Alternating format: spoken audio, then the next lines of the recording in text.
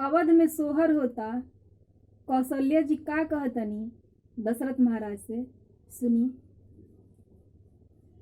अरे ऐसन सुहावन मंगल मूरत, बड़ी रे खूबसूरत न हो। अरे ऐसन सुहावन मंगल मूरत, बड़ी रे खूबसूरत न हो ललना। ए राजा जी ये करे तो रहल हा जरूरत, मुहूर्त खूबसूरत हो। ए राजा जी ये करे तो रहल हा जरूरत, मुहूर्त खूबसूरत हो। अरे बबुआ हमार महाराज होई है,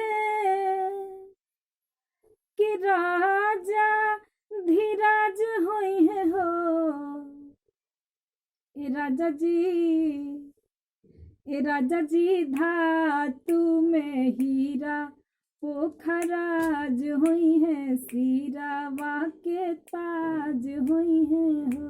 ए राजा जी ये करे तो रहल हा जरूरत, मुहूर्त खूबसूरत हो। अरे मुनि बाबा ऐसन बबुआ ज्ञानी होई है, राजा जी ऐसन दानी होई है हो। ए ललना अखिला भूमंडल राजधानी होई है, बापे जस खानदानी होई है हो।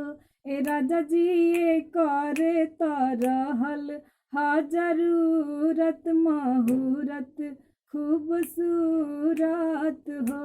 ए राजा जी ये करे तो रहल हा जरूरत, मुहूर्त खूबसूरत हो।